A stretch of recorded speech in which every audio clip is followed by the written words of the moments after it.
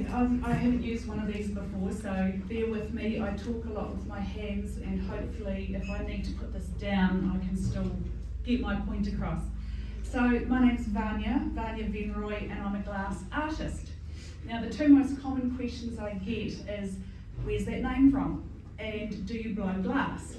And so the first question is that I am a Dutch-born New Zealander who married a Dutchman, and my first name is Russian. So that takes care of my first name. My mum saw it in a book, she liked it. She said, that's a good name. It turns out to be, among other things, the nickname for Ivan, which is a Russian man. And it was a Russian man who told me that Vanja is the name for Ivan as a nickname. So that's my first name. The second part is about, do I blow glass? That is the most common understanding what a glass artist is. And there are plenty of wonderful glass blowers in New Zealand, including Hoagland Glass in Nelson. There's a beautiful studio in Hokitika, and there's Wanganui, I think, tends to be the capital of glass blowing. I don't do glass blowing. Glass blowing is, it's a team sport almost. And if anyone has Netflix, there's a great TV series on Netflix called Blown Away, which is a reality TV show competition for glass blowing artists. And it's fascinating. There's two series, they make amazing glass art with blowing. And the process for that is they have massive kilns and furnaces, crucibles where they take molten glass, they put it on what's called a punty, and they blow to make bowls and forms and that kind of thing. And it's often it's a team sport. It's often not just the one person doing the blowing. You need a support crew around you. You might have one person on the pipe, then you've got someone else who's forming it and rubbing it and doing this, and sometimes you might have 3 or 4 people involved in making one blown glass item, and they could be plates, bowls, vases, those sorts of things. So that's one thing I don't do. Another form of glass art that I don't do but people are often interested about is those, I don't know if you remember the art centre, there's a bit of echo here, they have torched glass, where there was a chap in the art centre that used to be making these amazing like ships, sail ships, and fish and other intricate things where the artist is sitting in front of a torch, and they have their safety glasses and they've got a flame in front of them, and they are manipulating rods of glass, melting it and moving it around and making these amazing torch kind of things. I don't do that either, so that's torch work.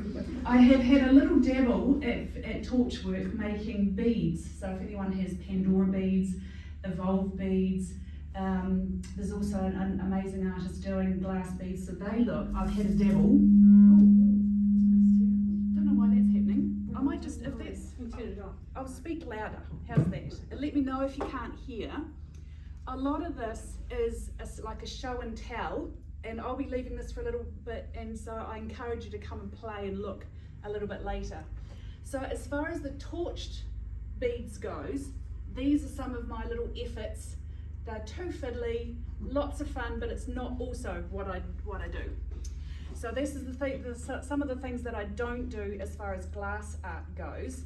There's one other type called cast glass, and you may have seen very large pieces, solid glass, and the way that is made with manipulated out of a wax sculpture. So you'd sculpt the item you want to make out of wax. That then gets dipped into plaster. The plaster gets melted away, and what's left is the design inside the plaster.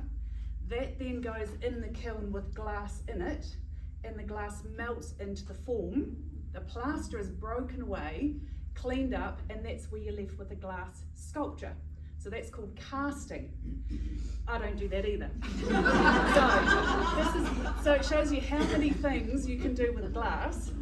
So I will now go on to what I do with glass, which is fusing. But before I did fusing, I did stained glass.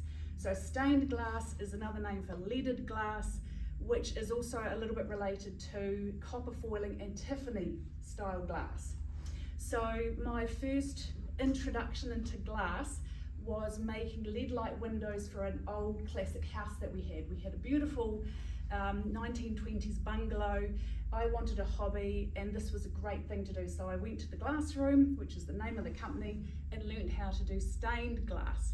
Cutting, arranging and putting it together with strips of lead. Those bits of lead are soldered, those are then cemented and it gets installed into a house or a church or those sorts of things. And I made probably 30 panels for our house. And we did front entranceway, hallway window, kitchen cupboards, bathroom cupboard. I made some wedding gifts of a mirror for people, and I made a few lampshades as well, which I was happy to leave that all behind because when I looked at it, I saw all my mistakes and I couldn't let it go. So we sold that house. I've actually just recently gone back to doing a little bit of the stained glass kind of techniques, sort of jumping back a wee bit. So I'm going to go with the stained glass, and here's probably my latest effort. This is a combination of leaded and copper foil technique, as well as a twist with dichroic glass. So dichroic glass is this magic glass that changes colour as you look at it. So I've bought a piece of paper, and when you hold something white behind it, I'm hoping you might be able to see that it changes colour from that to when you look through it. And I've got some other pieces you can see a little bit more specifically in those examples. So this is a technique of laminating dichroic glass to bevels, and the dichroic is what's magic, is the magic glass. And so here's a piece that I stuffed up, but it shows you that there is a laminate of dichroic glued to, with invisible glue, glued to the glass, and now it's a dichroic bevel. And these are the ones that change colour. It's either transmitted light, which is when you see light going through is one colour, or reflected light when you block that off and you can see what's reflected back at you, and that's what gives it the magic changed colour, which is fabulous. So I've kind of gone back a little bit into my stained glass techniques for that, and later on if you want to pick these up and have a look, it really is quite astounding. Unfortunately it's also horrendously expensive. I don't even want to talk about that. So, when I was doing my stained glass, the lady who was teaching me stained glass, she was a glass fuser, but she kept her secrets quite tight to her chest. But there was one weekend that she offered a workshop where we made, there was a class of half a dozen, we made a pendant, a trinket dish and a coaster. And the techniques were very similar. You basically cut and arrange glass, you put it together, and then she would take them away and melt them, we wouldn't see, and then come back. It's like, oh, look what you've made. And that really fascinated me, but in New Zealand it wasn't really easy to come across fusing. How do you fuse? What do you do? The equipment is really hard to come by. But one day, perusing Facebook, because Facebook knows me so well, I saw an ad for a tiny little microwave kiln, which is fusing glass. And it literally goes in your microwave. This is it. This is microwave safe, although it's recommended you have a separate microwave so that you don't cook your soup and things in it. But this, you could make one pendant at a time with that in there. It took probably 20 minutes in the microwave, and you could see it glowing at the top. I don't know how it worked, it's magic.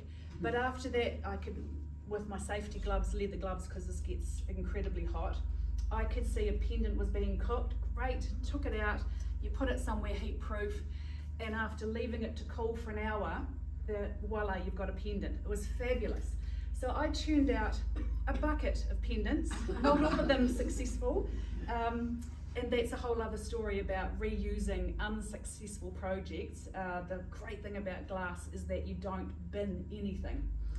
I have buckets full of broken or failed or ugly projects which you can break up, remelt and turn into other blobs, cabochons, and those can once again be remelted into something else.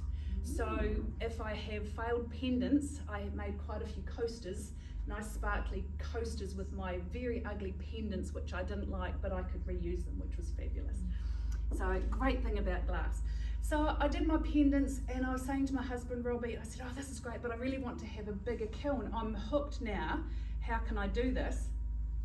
He said, put a business plan together, because it was something that I wanted to do, and so I said, oh look, okay, I can do this with, I can go to markets, put a bit more out there, and maybe I can do workshops and teach people, because I love teaching people how to do glass.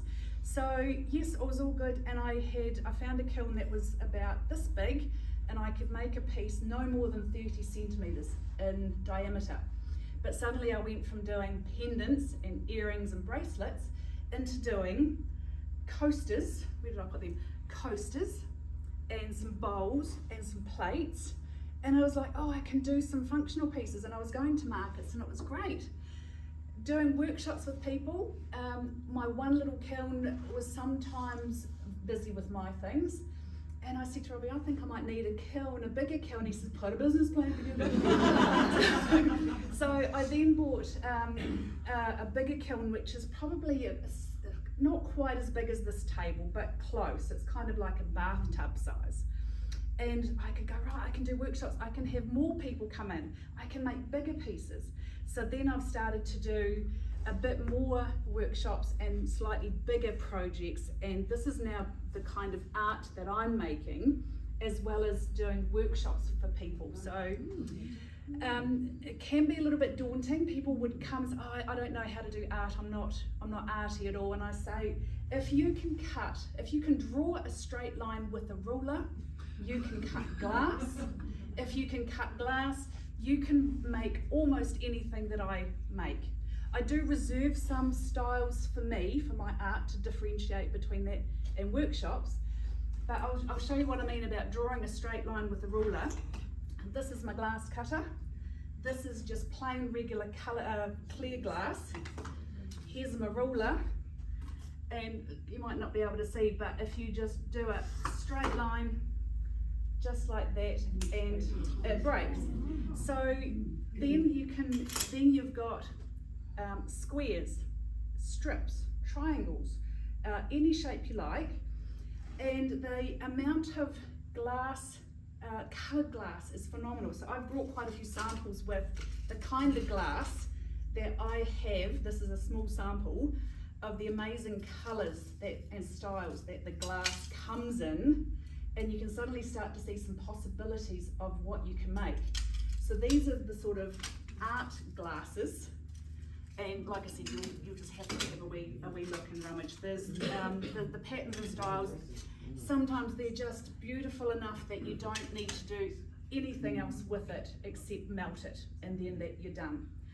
But the scope is there to let creativity flow.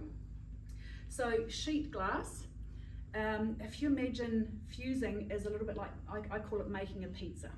You choose a base, whatever your base is, and then you choose your toppings, and whether your toppings are more glass or other kinds of glass products, such as, this is called frit, which is another name for crushed glass.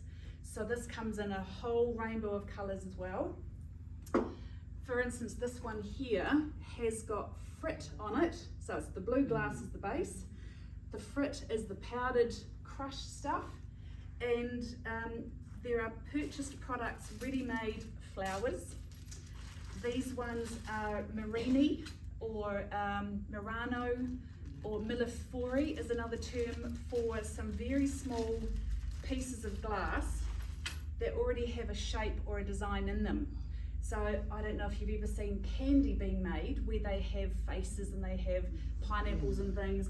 The glass principles are the same, where they make the pattern large, and they make a flower or a fish, and then it's put in a pot and it gets melted, and as that gets melted through into a tube, each cut as you slice it has that design in it. So there's all sorts of inclusions with flowers and fish and those sorts of things that can be included into a piece without even cutting glass. So that's kind of that sort of thing.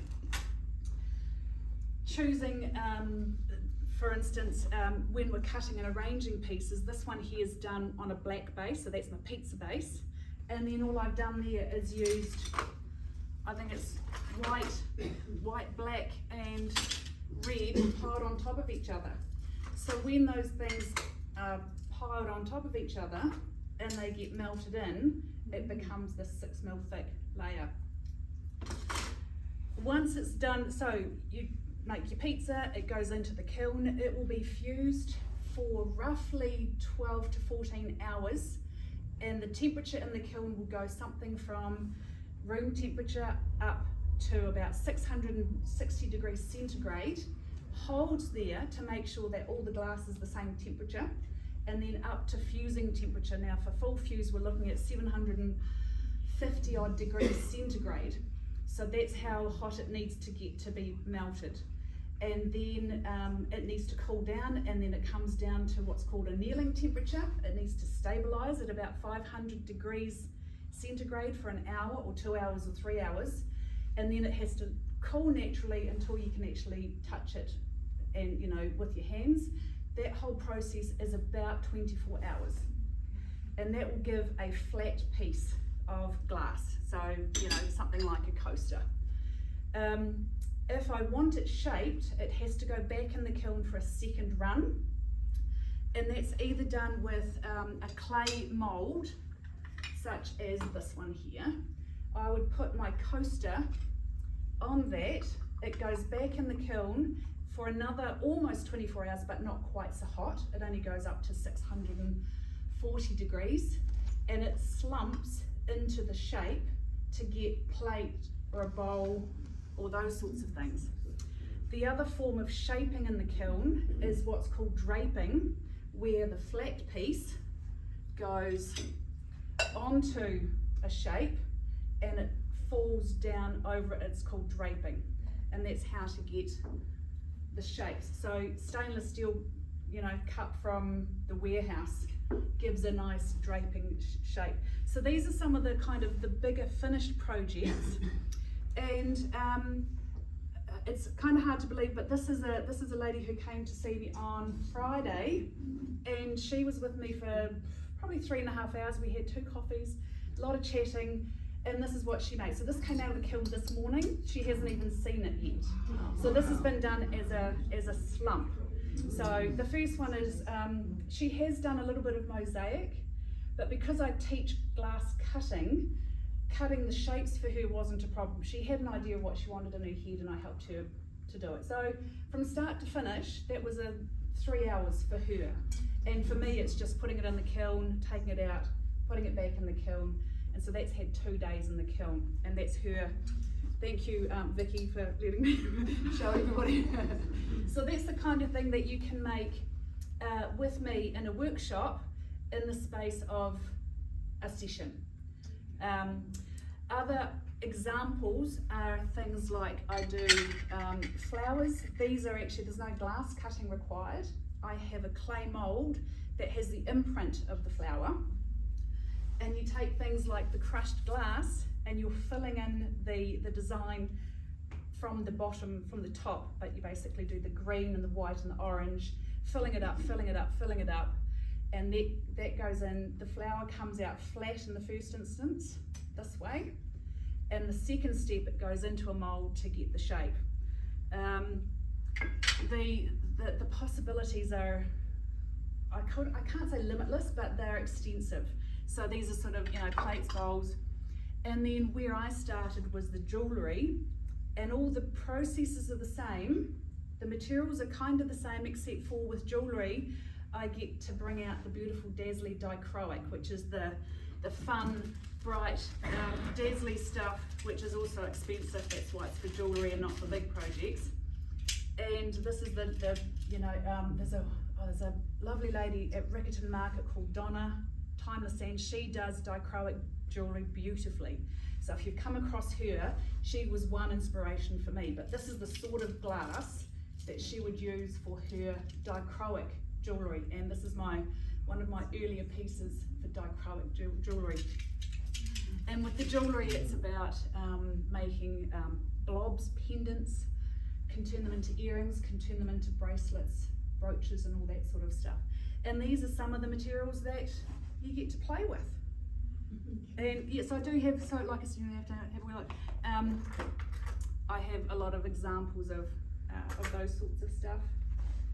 And apart from that, my only other very important piece of equipment is these. And it's only because the glass, it's not like when you drop a wine glass or that sort of stuff, it's not sharp like that. This is cut glass, but that's quite safe. But when I've got all my glass racked up, there are some slight sharp points, and there's occasional splinters, and that's about as extensive as the health and safety for my glass fusing goes, is a packet of plasters and perhaps a pair of tweezers for the occasional splinter. Touch wood in case, maybe I spoke too soon. So that's the guts of what I do. People come and do glass with me, and I'm now putting my stuff out there for galleries and things. So, what's your Facebook page? I've got cards you can have, and it's called Rockstar Glass Art, and Rockstar with an X. And I stole that name from my husband because he's an electrician but also a musician, and it was going to be his name. He never used it because he never left his job, and I said, well, I'll need that name.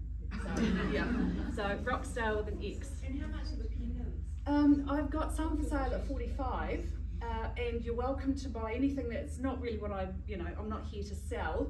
If you're interested in doing a workshop with me, the two versions are a batch of jewellery, so I tend to have a little weekend shelf, and could be 3, 4, 5 pendants for $75, or a project up to this size, which is the close to 30 centimetres, is $175, and that's everything included from start to finish, and that's your project. And that project could be a bowl, a plate, a vase. So I mean, this is the same kind of process, except for it's draped over that mould, so it's a vase. Put a hole in it, it becomes a clock. Put a wall hanger on it, it becomes a piece of art for the wall. Put it in a stand, it becomes art for the shelf. So all those sorts of things, or a set of trinket dishes, or a set of coasters. So it's kind of like, well, you tell me what you want to make, here's the options. And the thing that takes the longest, which is the most important, that you have to spend the longest on, is deciding what to make. And often you won't know what you want to make until you come and you see all the options and you see the glass, and it could just be you find a piece of glass and you think, I really want to do something with that. Or some may do a little bit of homework and do a little bit of research. So Vicky, for instance, she had an idea of what she wanted to make, but other people have no idea. They might just say, oh, I want to make something like that, but I'll do it in pink. So I just help them in the process. So the making might take an hour. The lead up to is probably the 2 hours, going through everything, learning to cut some glass, going through the materials, deciding, right, I'm going to make a plate. And then you'll go and have a look, I'll make you a cup of tea, come back, and that's when we start making, and then it's an hour later you're done. So, yeah. So with Vicky's bowl, can you hold it up again? Yeah.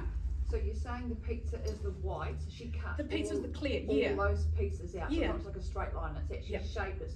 So Yep. it's easy to cut on an angle versus straight? Yeah, so it's, in fact, it's, if you imagine drawing, it's the same kind of thing, but you do need a little bit of pressure.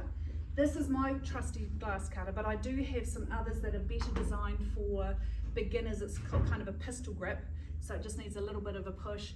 And I get, I have window glass, float glass, which is a little bit cheaper than art glass, and I get you to practice on that, straight lines, some pushy cuts. I've got a strip cutter, so if you just wanted to do strips, all that sort of stuff. I've only had, I think, 2 people who have been unable to cut anything, and I was able to do limited cutting for them. But there's something like this, this one here, that actually doesn't require cutting. This is just using powders and frits, and you're basically painting with powders. So that requires no cutting. So Yeah, and same with the frit casting, these ones here, no cutting required. In fact, I often say, look, this is a 5-minute job. Do you want to do something else as well? Because this is literally pour some powder in and you're done. So, yeah. I've also got mosaic cutters, so that if you can't do any precise cuts, you can chomp and make broken pieces, and that makes a great look. Hi. Where do you get your glass from? Yeah, so there's pretty much only 2 or 3 glass manufacturers for fusible glass. They tend to be all in America, and I have bought direct from America, but I bought from Australia and from a company in Auckland, and the cost is now getting better through Auckland, which is great because I always prefer to shop local, but it's a difficult stuff to buy. And anyone who wants to buy art glass, I'm an open book. I will send you all the links. I don't want to make money out of selling stuff. I want to get as many people involved as possible. So if you want to buy glass, I'll tell you all the places that I go. But there's also different places for the Marini, the flowers. Oh, this one here. This is torch worked flowers. And this is from a British lady, and she is in, where is she? Is she in the Ukraine? No, Czech. She's in the Czech Republic. So she makes torched components that then can be added on to other pieces, and they're all compatible. So, yeah. Any other question? Hi. How did you make the sea wave? The sea wave is actually very similar, thank you, to this one. We're starting with a clear circle, just slicing a piece of it out so it turns out to be like a crescent, and then lots of strips of the blue just to make it look like a bit of a wave, and finishing off that's got a bit of sea froth. You know, the white froth is pretty much white crushed glass. So it's I've made several of these. It's just like Jan's got the photo of a wave that sits in a stand. They tend to be the most popular. I think I've made about 8 or 9 now. I've sold most of them. There might be 2 out there at the moment. One in Lincoln and one at Little River might have one. So yeah, I'm happy to make anything to order as well. But often I'd say, come and make it yourself. The bowl that you've made here. Yes. Do they bring the shape of the bowl? Do you bring a shape of the bowl? I have, so it's similar to this one here. I have a mould for a bowl. Right. So in the first instance, it starts off as a flat disc. Mm-hmm. So I demonstrated cutting a circle, because there's another tricky thing that it looks easy on the movies, the cat burglars, you know, they kind of go like this and super quick and then just push it out. That's rubbish. So I demonstrate cutting a circle, and then Vicky cut her circle with my supervision, and that's just your clear circle, and then it's putting those things on top. So it'll come out flat in the first instance, then it goes back in to get that lovely slump shape. Yeah. Once you actually put it in the kiln, does the glass change colour? Virtually none of it changes colour. There are some exceptions. There are some glasses called striker glasses. They tend to be, not to get too complicated, but there's one, how would you say, one formulation of glass called System 96, and there's 3 companies that make compatible glass, and they all melt nicely together. That's the one that I use. The other company is Bullseye. They do System 90, and the technical term is how they melt together and cool together, coefficient of expansion. If it's not formulated to work together, then the project will break and crack. So, but Bullseye have a range of glasses called Striker, and it could look like a clear piece of glass, but it's a striker red or striker yellow, and at a certain temperature it will change colour, it will deepen and mature those colours. But the ones that I use, they tend to stay. What you see is what you get. When it's melted together, most of the glasses like this one here, the edges will soften, but you see they don't blend. There's no blending with them, they just melt together. So not like ice into water where it all just murks. So yeah, it just all kind of stays put. There's no mingling. What temperature would you be allowed to wash the article in? I think, A certain heat, I mean, you Yeah. wouldn't put boiling water in. no, I think that the biggest probably caution is the rapid change in temperature. So going from very cold to very hot, you might get thermal shock. They've been what's called annealed thoroughly, but I still wouldn't put art glass in the microwave or in the dishwasher, for instance. But there's certainly no problem with your hot soapy water to clean off your food and things like that. Another issue is potentially with food safeness. I was just reading 2 days ago about the glass is food safe. The official line, because America is very litigious, is that they have made glass to be food safe, but once you transform it by fusing it, doing your own thing, it's no longer their product. So they will no longer guarantee that these are food safe. And if you are to sell them as food safe, you would have to go through all of the scientific testing, verification, licensing to say that it's food safe. That covers America litigiously. So, but they don't use lead in this kind of glass. There might be 2 or 3 that are very well labelled on the jar. I haven't come across that many, but there are some that may contain lead in it. But that's an old style technology, and they're using different kind of chemicals and components to colour their glasses. So, yeah. Any other? Hi. Where do you keep your kiln? Having something like that actually gets to that heat, Yeah. almost sounds like it needs a bunker to be in or something. my first kiln, my first proper plug-in kiln was, you can plug it into any outlet, and it's this big. It is actually quite safe. It gets hot underneath, so I've got it on a metal stand on a trolley, and it stays away from the wall. But when it's full cook, you can still gently, quickly put your hand on it, a little bit like you could on the oven door. It does heat up the room. So when I did have it in my first, sort of spare bedroom, lovely in the winter time when you're running the kiln, not so good in the summertime. There's not that much fuming with them, and there is what's called kiln paper, which is a specifically formulated paper that burns off and separates the glass from the shelf so that the glass doesn't stick, kind of like your baking paper. And that has binders in it, it's almost like a sweet candy floss burnt smell that burns off when you first put it in. So that's not that pleasant to have in your house either. But now my big kiln, I can't put that inside because that's just a big thumper. And I've got them outside in our carport. It's open, but I've got the sides closed in. Anybody could just walk in there and take anything out, but it's quite safe. What about your power bill? The power bill is surprisingly,